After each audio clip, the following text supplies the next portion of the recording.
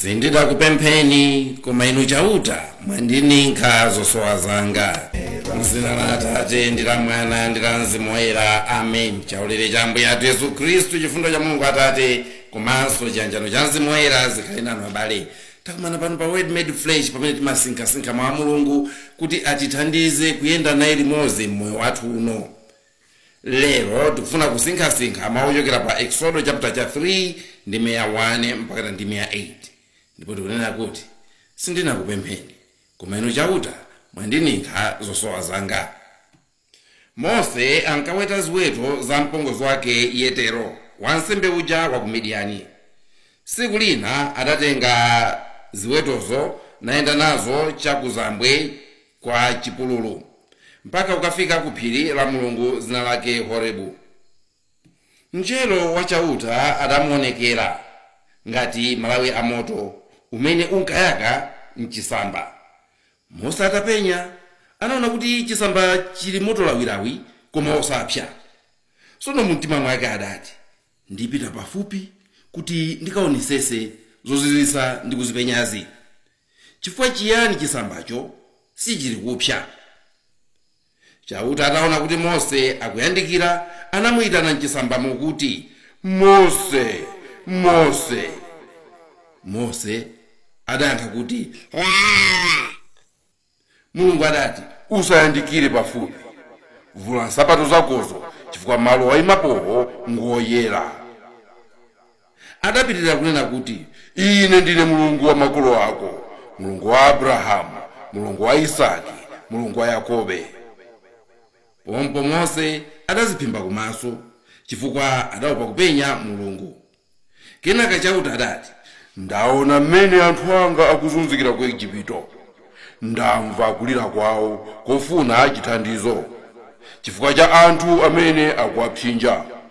Ndikuziwa bwino kuzunzika kwawo, ndabwera kuti ndiwapulumutse kwa Igupto ndi kuwatulutsa m'dziko limenelo kuti ndikawalowetse m'dziko lalikulu lachonde.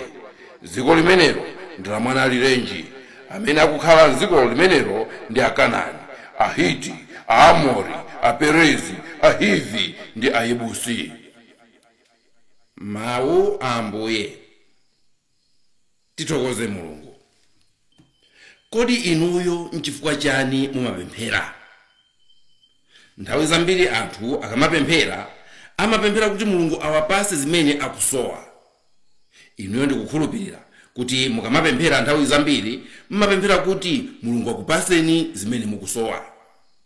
Tawerengesani, ndi mapemphero anu angati pamene simunatchule mawoti ndikukupemphani kapena mawoti mundithandize?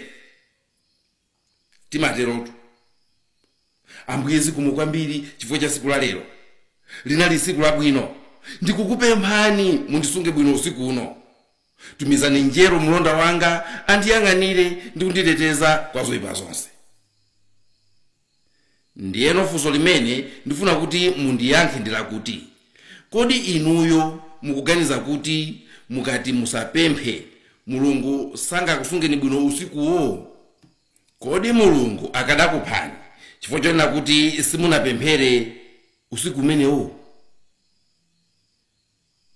Ife anthu timasowa mapemphero kuti tilumikizane ndi Mulungu wathu, popeza kuti Iye ndiye oziwa zonse, amaziwa kumene moyo wathu ukupita. Ndiye timafuna timpemphe kuti atiyendese mwabwino. Izo sizolakwikayi. Komano chimene ndikufuna kukukumbusani abale lero ndi za chikondi cha Mulungu. Ndafuna kukukumbusani kuti kunjaku kuli mapemphero ambiri inde amene anthu akupanga, amene anthu apanga koma sanayankhidwe ndi Mulungu aliko. Kuli zinthu zambiri zimene anthu apempha zimene sanapasidwe ndi Mulungu zilipo. Koma lero ndafuna tione mbali inayo. Pali mapemphero ambirimbiri amene sananenedwe, sanapempheredwe ndi anthu, koma Mulungu wapereka. Pali zinthu zambiri zimene inu ndi ine sitinapemphe koma Mulungu wapereka ndithu. Ambuye Yesu paja amanena kuti inuyo musanapemphe nkomwe Mulungu amakhala atadziwa kale chimene inu mukufuna. Amanena paja kunena kuti Mulungu amagwetsa mvula yake pa anthu abwino ndi oyipa omwe. Ndikuti kuli mapemphero ambiri amene sananenedwe koma aperekedwa ndithu Mulungu wachitapo kanthu. Chifukwa chani? Kodi ine ndimayesa Mulungu amapasa anthu amene apempha? Pajato anati pemphani ndipo muzalandira. Nanga bwanji kunja kuno kuli anthu amene kuchali chisapita, anthu amene sangatinamizenso kuti amapemphera okha akakhala nyumba mwawo. Kunja kuno kuli anthu amene sadziwa Mulungu, salabadira za Mulungu. Kuli anthu amene amanyoza kumene, anthu amene amampandukira. Bwanji anthu amenewa amalandira zabwino, amalandira moyo, nthawi zina mphamvu, ngakhalenso zoposa za ife amene timapemphera ife. Mulungu wathu amene ife timampembeza, Mulungu wathu amene anatilenga inu ndi ine, ndi Mulungu wachikondi. Amapasa ana ake zinthu zimene anawo asowa. Sadikira kuti mupemphe ayi. Ngati chinthucho wachisowa ndipo iye waona kuti nkuyenera kukupasani, amapereka ndithu ngakhale musanapemphe. Nchifukwa chake anakupasani moyo musanampemphe. Nchifukwa chake Salimo 139 imanena kuti Chauta mwandifufuzafufuza ndipo mwandidziwa.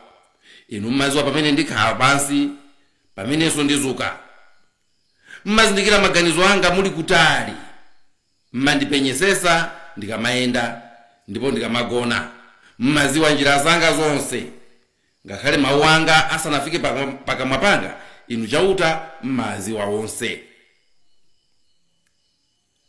Sopano kodi zimachitika bwanji kuti Mulungu athandize anthu amene sanampemphe? Zimachitika bwanji kuti Mulungu agawire zaulere zake kwa anthu amene sanapemphere? Chifukwa mutu wa ulaliki wathu tikunena kuti sindinakupempheni koma inu Chauta mwandipasa zosowa zanga. Mwina izi zimaoneka choncho chifukwa cha kuchepekedwa kwa tanthauzo lathu la kupemphera. Tanthauzo lathu la pemphero pena pake ndiloperewera. Kodi kwa inuyo pemphero ndi chani?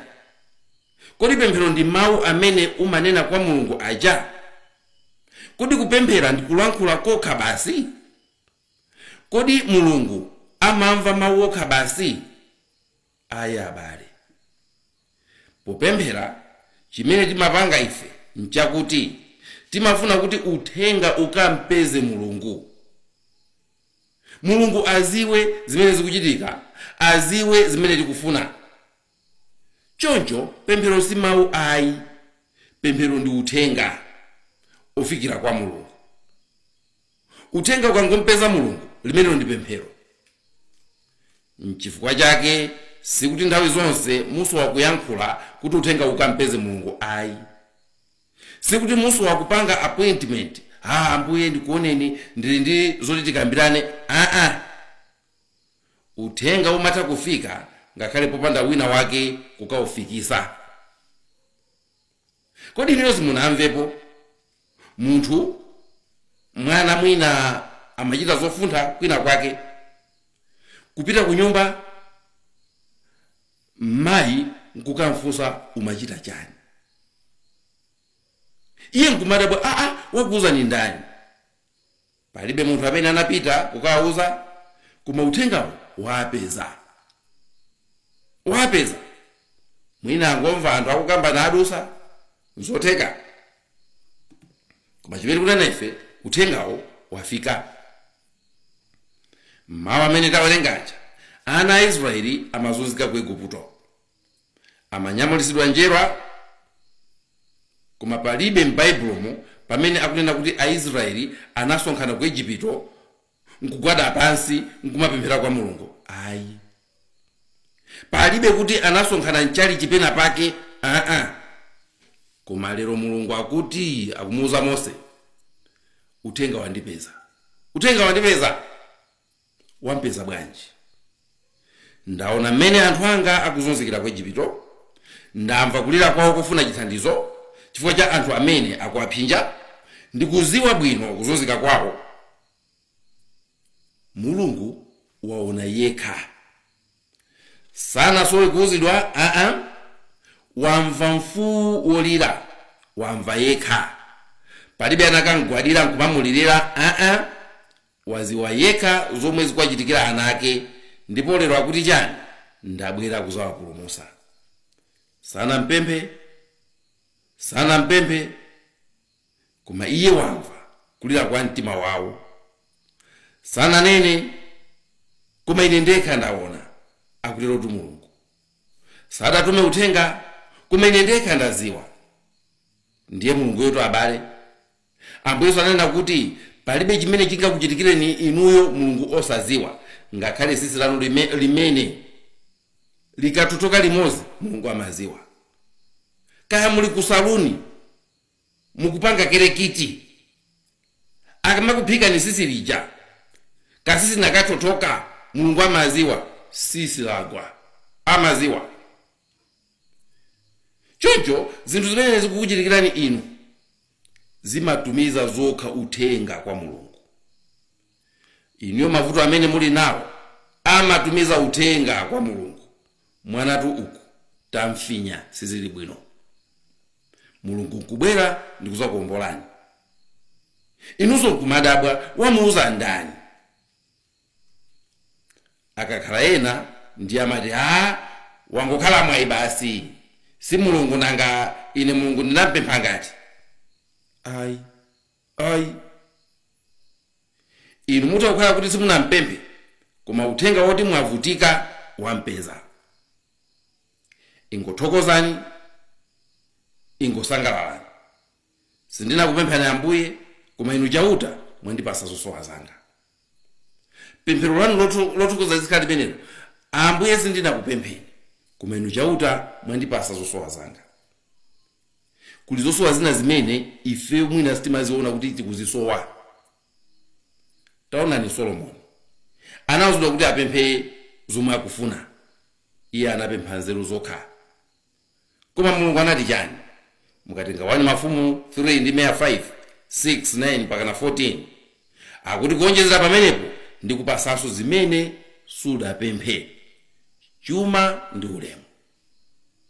Mulungu wachikondi ngati ameneyo.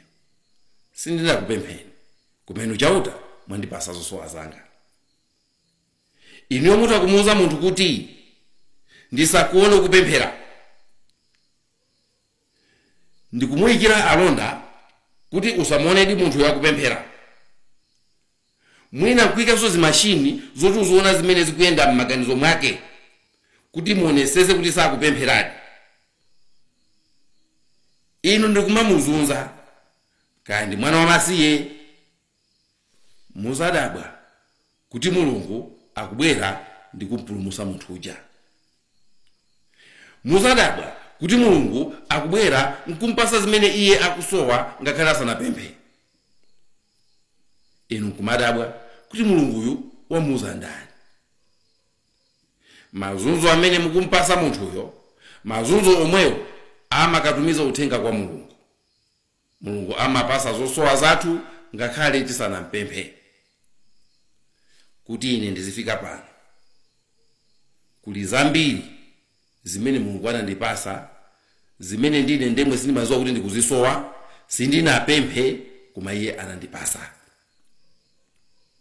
Inu mutakhala kuti mwakhumudwa kwambiri mpaka kuleka kupemphera, koma nkuona kuti pamene mwaleka kupemphera mpamene mukulandira chinthu chimene munkachisowa kwambiri pa moyo wanu. Pamene mwaleka kupemphera mpamene zabwino mukuzilandira. Zachitika bwanji? Ingothokozani Mulungu. Sindinakupempheni koma inu Chauta mwandipasa zosowa zanga. Mtundu wa anthu utachimwa unagwa m'mavuto. Ndani amene anati apita akapemphere kwa Mulungu kuti achitepo kanthu? Palibe. Ndani amene anapita kukampempha Mulungu kuti atumize mpulumutsi? Palibe. Yekha adatipasa zabwino zimene ife eni sitinapemphe ndipo sitinaziganizirekonso, ndipo sikanatha kuzipempha N'chifukwa chake mawu a Mulungu amanena kuti Mulungu anakonda dziko lapansi pano kotero kuti anatuma mwana wake mmodzi yekha. Si pempho la munthu ayi, koma chikondi chake ndicho chinampangisa kuti atumize mpulumutsi azatipulumutse. Wantchito wanu mutakumamukaniza kupita kuchalichi, mutakumamukaniza kupemphera, inu kumaona ngati kuti mwamulekanisa ndi Mulungu wake. Nkhanza zomwezo zimene mukumpangazo zizatumiza uthenga kwa Mulungu mwananutu uku. Ndipo Mulungu akaulandira uthenga uja amadziwa kuti pakuti mwana wanga ali m'mavuto ndipange motere, amabwera ndikuzampulumutsa. Choncho nthawi zonse zimene kuti mukakhala m'mavuto ndiye kuti mutolankhula zambiri mbiri, mulalamuke, atikumuza Mulungu kuti amve. Simusowa kubwereza kubwebweta mpaka na Mulungu amve kuti mukumusokosera. Nthawi zina pamene muli m'mavuto zingolirani. Kulira kwanuko nkumene kutumize uthenga kwa Mulungu. Nthawi zina mukakhala ndi mavuto zingoyesani kulimbalimba nawo, kuvutika kumene mukuvutikako, kuyesayesa kumene mukuyesayesako, nkumene kuzatumize uthenga kwa Mulungu. Mateyo 6:8 akuti pamene mukupemphera musamangobwereza mawu mene machitira anthu akunja. Iwo amayesa kuti akachulusa mawu choncho ndi pamene Mulungu amvere. Inu musamatero ayi, pakuti Atate anu amadziwa zimene inu mukusowa musanapemphe. Izi zimatheka chifukwa chona kuti Mulungu wathu ali nafe pafupi kwambiri. Pali ubale waukulu pakati pa ife ndiye, ngakhale ife tisansamale. Chifukwa choti iyeyo adatilenga, ndipo adatilenga m'chifaniziro chake, ndipo adatilenga ndi chikondi chake. Kodi inu simunaone munthu amene mkazi wake kapena mwamuna wake kapena mwana wake okondeka wapita kutali kwina kwake ndikulilongwe kandi kutali kandi kuti iwo ali kumbulumbuzi kuchirazulu, mwana uja kumene kuja kuchita ngozi kuno mayi aja popanda wina wake kuwauza nkumangomva thupi momu kuti pena pake china chake sichili m'malo mwake, pena pake china chake chikuonera kuti chachitika ndithu. Mayi aja kulilongweko mwina ndikuberedwa, komano kuno amunawo ndikumaso watulo, palibe watumizira uthenga kumaza wapeza ndithu. Nanji Mulungu inu mungavutike bwanji iye osaziwa? Inu mungadabwe bwanji kuti wayankha pemphero limene inu simunapange? Siku ndi siku tizithokoza Mulungu poyankha mapemphero amene ife sitinapange. Munthu umatha kukhala munthu wakhalidwe loyipa, nkumazunzika nalo khalidwe loyipa lija, koma mwina mwini wako iwe chifukwa cha Satana amene wakugwira osamaonapo ngati kuti zinthu zalakwika ayi, ndikumachita zinthu zako zosokonekera zija, koma mwinako nkumazimva kuti zinthu zili bwino. Supemphera ayi, koma Mulungu yekha zimene ukupangazo zimatumizira uthenga, ndipo kwa iye limenelo ndi pemphero. Amabwera nkuzakupulumutsa, amabwera yekha nkuzakuchotsa m'manja mwa Satana. Kodi zinachitikira Saulo panjira paja anachita kupempha? Ayi, Mulungu yekha anaona ndipo anazampulumutsa. Tiye tizithokoza Mulungu chifukwa cha mapemphero onse amene ifeyo sitinapange, koma iyeyo anatipasa. Munali ndine Elizeo Nthalika, dzina la Atate ndi la Mwana ndi la Mzimu Woyera. Amen.